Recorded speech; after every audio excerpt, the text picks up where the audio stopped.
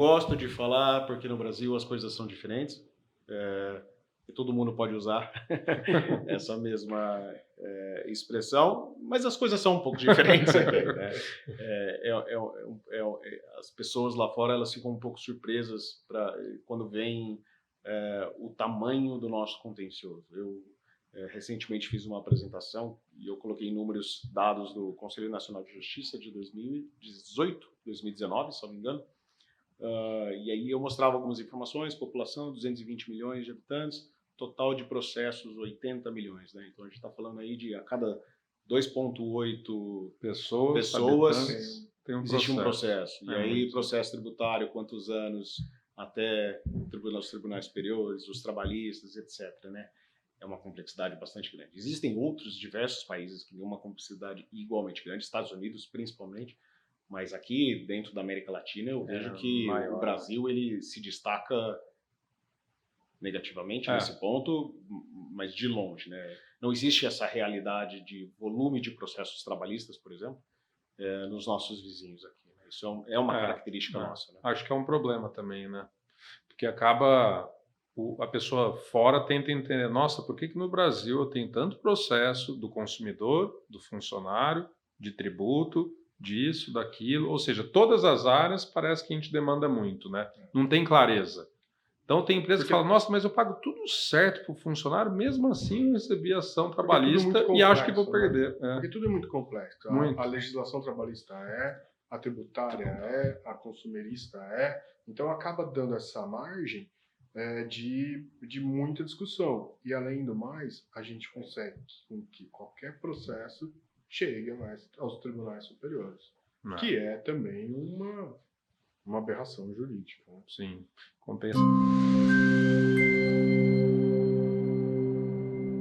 Fala pessoal, estamos aqui em mais um podcast da CBPA, hoje com um convidado especial, Felipe Pessini, que hoje em dia ele é o Head, né, na Signify, Felipe? Isso, é assim que fala, né?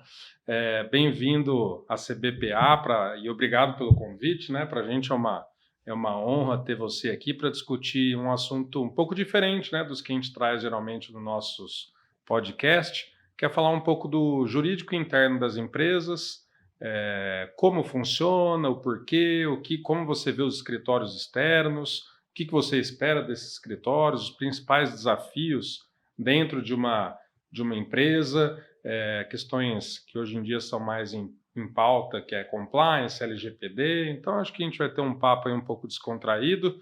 Estou aqui, então, com o Felipe, que eu já citei, o Alexandre, que é o sócio também aqui da CBPA. Então, hoje vamos com um pouquinho de direito empresarial e corporativo aí para vocês, tá bom? Espero que vocês curtam aí e compartilhem, né? Acho que toda experiência é válida para quem pode se interessar, para quem está em momentos de decisão ou em dúvida dos próximos passos, ou o que muda do lado de cá e de lá. Então essa é a ideia do bate-papo de hoje, né, Alexandre? Bom, Felipe, então mais uma vez a gente agradece a sua participação e queria que você falasse um pouquinho de como você foi para a área corporativa. Por que você optou para a área corporativa e não para escritório? Legal. Boa tarde, pessoal. Obrigado, Ivan. Obrigado, Alexandre, pelo convite. Poder passar um pouquinho aqui a experiência do outro lado da mesa, né? Do lado das empresas. Bem, na verdade, eu comecei estagiando dentro de empresa. O que me cativou muito foi um ambiente muito dinâmico e a possibilidade de você literalmente ver vários temas do direito, né? Ao passo que do que na época, na faculdade, eu ouvia dos meus colegas, você acaba ficando um pouco mais focado em determinados temas, né? Trabalhista, tributário, civil, enfim. Trabalhista. E na empresa, você tem a possibilidade de ver diferentes temas com menos complexidade, e aí, obviamente, quando a complexidade aumenta, aí você contrata um escritório, né? Mas você tem um ambiente muito dinâmico. Eu trabalhei durante minha vida inteira em empresa. Dos últimos 15 anos, 9 foram em uma empresa de concessão de energia, e há 6 anos eu estou no varejo, na Signify, que é o spin-off do grupo Philips de iluminação, para o segmento de iluminação. E hoje eu vejo que o advogado de uma empresa de varejo, especialmente, ele precisa ser um parceiro de negócios muito grande, né? Além de todos os temas jurídicos que normalmente eu cuido dentro da empresa, e aí a gente está falando de coisas trabalhistas, ambientais, cíveis, consumidor, regulatório. Então, de novo, o leque é bastante grande, compliance, que eu já falo daqui a pouco. Você tem que ajudar a empresa a vender, né? Então, você tem que, de alguma forma, mapeando riscos, traçando estratégias, mas você tem que ser um parceiro de negócio. Lá dentro, eu costumo dizer que o jurídico roubou um pouco da expressão que o RH utiliza já há algum tempo de business partner, né? HRBP, né? RH, business partner. E eu acho que o legal, ele tem que ser um parceiro de negócios, ele tem que fazer acontecer, ele tem que ajudar a empresa, lógico, ressaltando riscos, mensurando riscos, mas ele não deixa de ser um parceiro de negócio. Então, esse ambiente bastante dinâmico foi o que me atraiu desde o começo. E a possibilidade de trabalhar primeiro num segmento muito regulamentado, que é o segmento de energia, muito regulado, muitas normas. Eu vi um outro tipo de atuação do que eu vejo hoje dentro de uma empresa de varejo que vende B2B e B2C. Né? Legal. Acho que você me corrige, né, Felipe? Mas acho que dentro da empresa você se vê um pouco mais generalista ou não necessariamente? Bastante generalista, e eu ouso até dizer que muito do trabalho que a gente faz dentro da empresa, ele acaba não sendo um trabalho jurídico propriamente dito, né? Então, para aqueles que são amantes de contencioso e gostam do ambiente de audiências e tudo mais, dificilmente você vai achar isso dentro de uma empresa, né? Mas sim, dentro da empresa a gente acaba tratando de todos os temas, mas de uma forma um pouco mais superficial. E na medida em que você tem aí os assuntos com uma maior complexidade, aí a gente precisa recorrer aí aos escritórios. Ou seja, né, um corporativo empresarial, o jurídico corporativo acaba fazendo uma primeira peneira, né, dando as cartas, ainda mais por ser essa área de energia ser toda regulamentada, o conhecimento legal é essencial, né, porque acaba ajudando a empresa a tomar as decisões corretas, legalmente falando, de forma a atender, imagino que tenha muita questão pública, né, então todo o regulamento de um edital ou especificidade de um contrato para a iluminação de um estádio, ou de uma avenida, ou de um túnel, ou de uma área privada, né? Que aí você acaba conseguindo ajudar não só na questão legal, mas também na questão de negócio, né? Como viabilizar aquele negócio para a sua empresa e ajudar a fazer ela crescer. Então, mais do que o preventivo e o contencioso, a gente vê aqui do outro lado que vocês acabam tendo um trabalho mais estratégico, mais gerencial, mais de negócio. Né? E de conhecer profundamente o negócio. Se você não conhece o negócio que você está, e eu acho que isso vale para o escritório também, né? Enquanto prestador de serviço para as empresas, se você não conhece o negócio que você está, você não consegue identificar quais são os problemas. Então, hoje, cada segmento tem a sua particularidade, o meu de iluminação também tem a sua própria particularidade. Então, é fundamental você conhecer e, para conhecer, conseguir negociar um bom contrato. Né?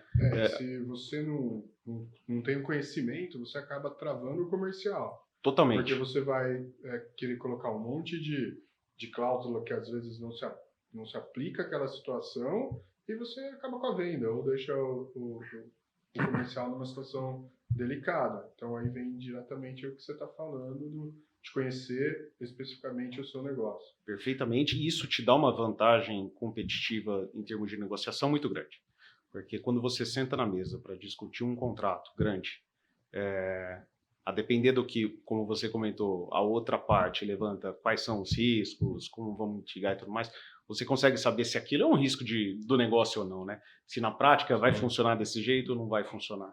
Então, conhecer o negócio, ele te dá uma vantagem de negociação, um poder de negociação muito grande sobre o teu cliente. Isso é bastante bacana. Sem dúvida.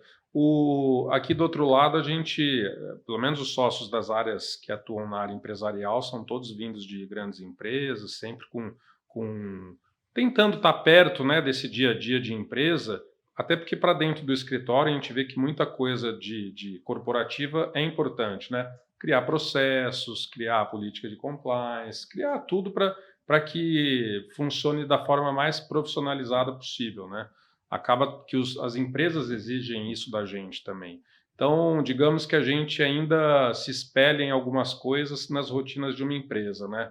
Eu não sei se já teve experiência dentro de escritório, mas você vê alguma coisa que você traz do escritório para dentro de escritórios com quem você trabalha para dentro da empresa? Eu acho que o escritório ele tem um papel muito importante enquanto prestador de serviços de várias empresas, né? Então, se eu preciso contratar um escritório para algum determinado assunto, eu sei que parte daquele conhecimento ele já trouxe de casos similares. Então, esse benchmark, por exemplo, pedir para um escritório trabalhar em políticas de compliance, em políticas de canal de denúncia e tudo mais, o escritório, quando ele traz esse conhecimento enquanto a ter atendido outras empresas, isso vai agregar para o trabalho que vocês vão realizar para mim. Sem dúvida, né? Então, essa é uma das vantagens pelo qual eu acho importante contratar o escritório, não só pela expertise dele, mas porque ele sabe o que está acontecendo no setor. E aí você traz de fora um pouco do que tem de melhor para dentro da sua empresa, né? Traz experiência de outras empresas para dentro da sua, né? Sim. Eu acho que no fim acaba que é uma via de duas mãos, né? Já a empresa tem o que aproveitar ali dos escritórios, né, do dia a dia, e os escritórios que trabalham nessa área empresarial é legal porque de fato a gente tem muito o que aprender e continuar numa constante melhoria, né? Falando de empresa, a gente já viu muito tipo de fases passando, né? Não sei se é da sua época, mas tinha o 5S, né? E aí foi evoluindo, o Black Belt, agora... Hoje, por exemplo, todos os funcionários da nossa empresa, globalmente falando, são obrigados a fazer um curso de Lean. Para justamente você tentar aplicar um pouco desses conhecimentos de processo dentro da sua atividade. Isso é bastante justo, porque não é porque a gente é jurídico que a gente não consegue tornar um processo nosso Lean, né? Sim. Então, isso, lógico, é um pouco da natureza da empresa, mas é positivo. Legal. Acho que essa questão de criar processo, melhorar processo, acaba afetando diretamente no resultado, né? Então, muita gente... Eu não sei, você no dia a dia de empresa, você se depara com um questionamento, talvez até dentro da sua empresa, nossa, o jurídico é pesado, será que a gente precisa de um departamento jurídico ou eles dão valor nisso hoje em dia? Eles dão valor porque a gente consegue traduzir em números a nossa atuação, isso é o bacana, né? A nossa empresa, muito embora o CNPJ bastante recente, ela tem mais de 60, 70 anos de Brasil, né? Então a gente consegue traduzir em números qual é a efetividade do jurídico, né? Lógico, principalmente relacionado com temas de contencioso, mas é natural, você vê com muita naturalidade essa vantagem de você ter um jurídico interno justamente nessas negociações, né? Ao passo que se você coloca, às vezes, um escritório que não conhece a empresa ou que não tem essa mesma agilidade que o jurídico interno tem, você pode ou não conseguir concluir uma negociação ou ter muito mais dificuldade de concluir a negociação. Sem dúvida. E aí, obviamente, naqueles temas mais específicos, a gente sim traz os escritórios para a mesa para poder negociar, especialmente nos projetos grandes de parceria público-privada, licitações. Tem hora que acho que o jurídico interno sabe ajudar melhor a própria empresa, né, por conhecer detalhe do que acontece ali dentro, e o jurídico externo traz o que ele vê de externo, de bom, e traz para você que peneira e adequa para a sua empresa, né? Sim. E antes, até um tempo atrás, a gente via muito executivo que era de outras áreas, né? Principalmente, acho que vendas, comercial, que sempre via o jurídico como um travador de negócio, né? Hoje em dia, isso mudou bastante, né? E ele já vê como participativo. Ele vê como um parceiro e ele vê que a melhor decisão que ele pode tomar é envolver o parceiro logo no começo. Bom.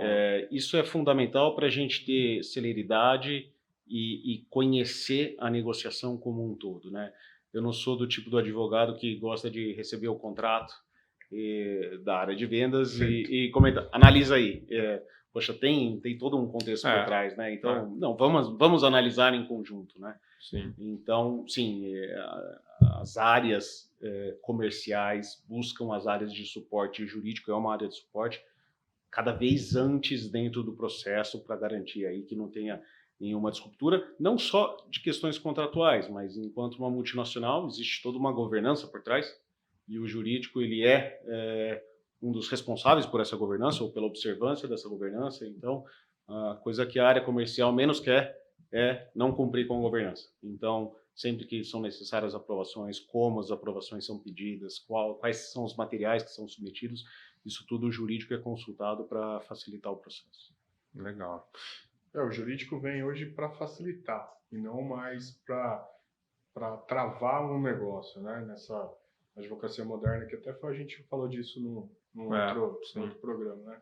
A gente vê que a advocacia se modernizou, tanto na parte dos escritórios, quanto na parte do jurídico interno. A gente não pode ser visto como um entrave de negócio.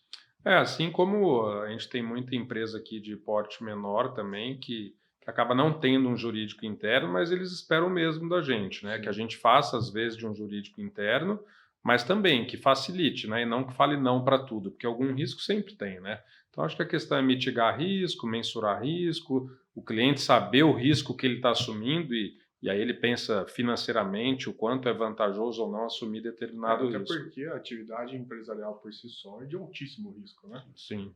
Então, se ele não quiser assumir nenhum tipo de risco, ele não pode ser empresário. Sim.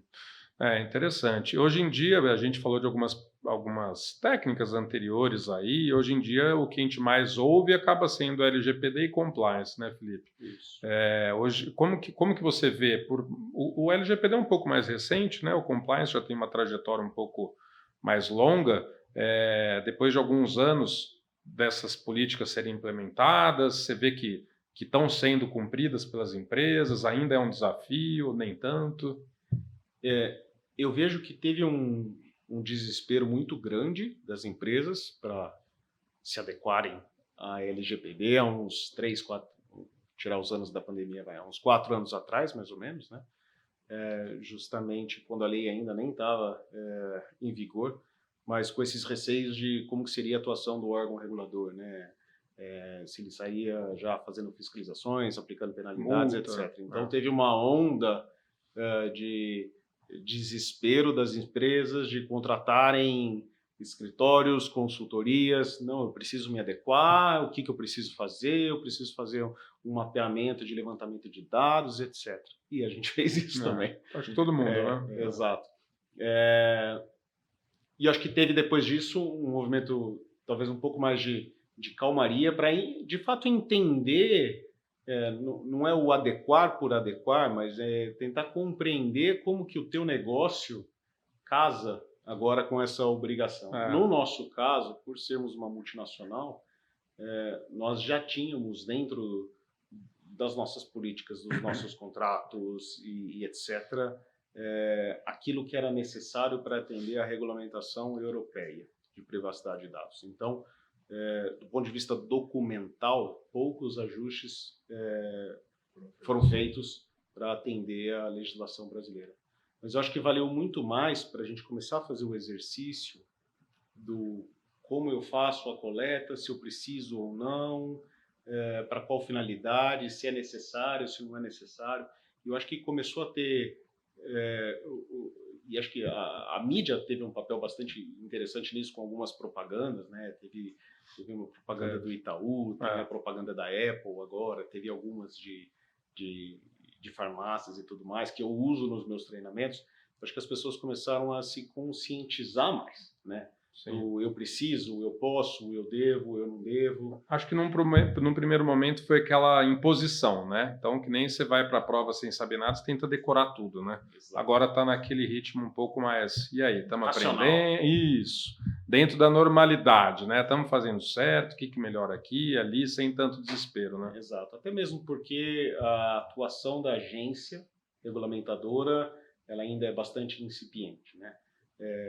Feliz ou infelizmente, no nosso caso, a gente não é uma empresa de venda para consumidor final, fundamentalmente, né? Então, eu acredito que outras empresas grandes, varejistas, eventualmente vão ser, e as empresas de tecnologia vão ser eventualmente aí, o foco inicial da atuação da agência. Mas agora eu vejo que o clima está mais normalizado e mais racional sobre, ok, o que eu preciso fazer agora? O que eu preciso ajustar, uma vez que eu já fiz todo esse mapeamento há 4 anos atrás. Mas trouxe um cuidado maior de todos os colaboradores no tratamento dos dados. Um cuidado, divulgação. Sem dúvida, e inclusive, talvez enquanto consumidor, pessoa física, né?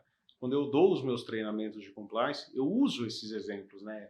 De novo, essas propagandas do Itaú, ou de novo da Apple, eu uso isso para trazer a eles a consciência. Se eles adquirirem essa consciência enquanto pessoas, eles vão entender enquanto funcionários. Sim. Então, de novo, acho que o tema está cada vez mais presente na nossa vida e agora sim, com a obrigação das empresas também de porque são processos que envolvem a empresa, sistemas, mas acho que principalmente as pessoas, né?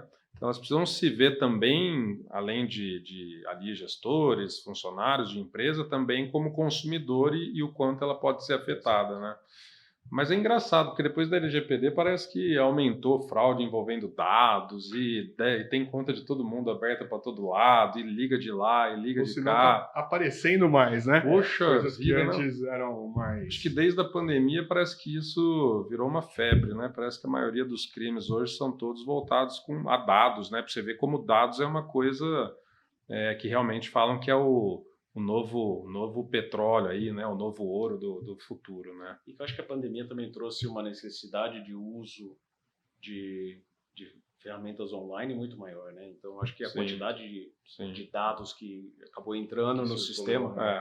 gente que nunca foi muito, né? Bancarizada, nunca teve... Os nossos filhos compra pela internet. Os nossos filhos que precisaram do dia para a noite ter um e-mail para poder fazer um login no sistema da escola para poder ter as aulas online. Exatamente. Então, acho que teve um uso massivo aí de dados bastante impulsionado por conta da pandemia. Eu não faço ideia de números, né? Mas imagino que seja um aumento enorme aí nesse período aí, desde a pandemia, né? Porque é o que você falou, desde criança até idoso que nunca se imaginou fazendo um pagamento pelo aplicativo, começou a fazer, né? E, Felipe, hoje em dia, além do LGPD, ainda tem um trabalho grande em cima do compliance, né? Que veio um pouco antes, mas imagino que ainda tome bastante tempo do jurídico, né? Toma. Esse é, inclusive, um daqueles temas que eu comentei que você, enquanto advogado de empresa, metade do seu tempo você cuida de questões jurídicas e metade você cuida de questões não jurídicas. Né? Lá na nossa empresa e várias outras multinacionais e nacionais, o papel do gestor de compliance ele está dentro do jurídico, né? Então, por compliance, a gente fala toda a parte de implementação de políticas, tratamento de denúncias, o próprio canal de denúncias, né? A existência de um canal de denúncias, os treinamentos, seja para o escritório, seja para a fábrica, né? De temas de compliance, né? Às vezes a gente acaba utilizando, ou as pessoas não conhecem no detalhe o que é o compliance, né? Eu lembro que eu fiz recente, coisa de um mês atrás, um programa de onboarding, né? Toda vez que tem um novo funcionário, um novo estagiário, a gente faz um programa de onboarding dentro do legal e compliance, né? E o estagiário me perguntou, mas o que é compliance? Né? E eu achei um barato, porque pra gente é um tema tanto de rotina... Não, de forma alguma. Ele não era o estagiário do jurídico, ele já era de outra área, mas ele trouxe uma dúvida genuína. E às vezes acho que falta a gente... tem vergonha de perguntar, né? Totalmente. Ouve. E finge que entende. Mas eu achei legal porque eu tentei trazer um pouco de tangibilidade ao tema, né? Então, eu falei para ele, compliance, por compliance, entende todas aquelas políticas relacionadas a presentes e entretenimento que existem, né? Por exemplo, épocas festivas, final de ano, comemoração de algum grande negócio. A gente fala de questões de suborno, de anticorrupção, de controle de exportações. De novo, no nosso caso, por sermos uma empresa uma multinacional. Então, são temas fundamentalmente relacionados com suborno, corrupção, concorrência, né? O que devemos, o que não devemos. E é delicado, mas fico imaginando, né? De fato, um estagiário numa área de compras. Ele não deve imaginar o efeito que tem, de repente, ele ganhar um brinde de final de ano que tem um valor enorme, né? E às vezes até de baixo valor que seja, né? Mas especialmente, eu vou trazer um elemento aqui adicional. Se tiver uma negociação em andamento, exatamente, e o presente veio de um dos participantes da negociação, então essas são questões que a gente tem que tratar internamente. E dentro do nosso programa de compliance, além de toda a parte de desenvolvimento político, acho que o trabalho mais fundamental é justamente na parte de treinamento, né? Então, a gente tem treinamentos online todos os anos, um tema específico a cada trimestre, e temos treinamentos presenciais também, no nosso escritório também. Então, é a oportunidade que você tem, e isso a pandemia prejudicou bastante, né, porque tudo a gente teve que fazer online, mas é a oportunidade que você tem de olhar no rosto do seu colega de trabalho e ver que ele está com aquele ponto de interrogação, né? Sim. E aí trazer, e fala, qual que é a sua dúvida, né? Porque, de novo, parte do compliance está muito ligado com a governança, né? O que eu posso, o que eu não posso fazer, de quem que eu preciso da aprovação para fazer isso ou aquilo. Então, é o nosso papel enquanto jurídico e compliance dar ciência das regras da companhia e, mais do que isso, fazer eles entenderem a razão por detrás, né? Sim. Por que eu não posso receber um presente enquanto eu estou numa negociação? Por que eu não posso ter um contato frequente com um concorrente? Então, existem explicações para todas essas, algumas muito óbvias, mas existem explicações para todas essas situações, né? E acho que é importante que os funcionários eles entendam as razões para eles seguirem, né? Acho que talvez no mundo inteiro, mas no Brasil, às vezes a gente vê tanta notícia estranha que a cabeça até ficou um pouco confusa, né? Então a pessoa fala, nossa, mas o ministro viaja com o avião de uma empresa privada. Parece normal, né?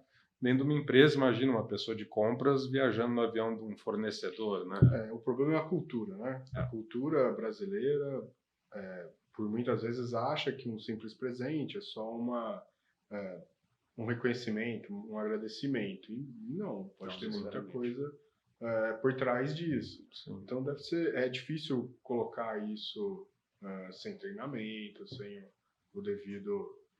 quase uma reeducação aí dentro do meio profissional, né? Cultural, né? Cultural, profissional, mas porque a pessoa tem que entender que tudo pode ter uma segunda intenção, né? Uma consequência. Né? Uma segunda intenção ser vista de outra forma pelos pares, pelos colegas de trabalho, né? Então tem que se evitar ao máximo mesmo. E tirar essa cultura...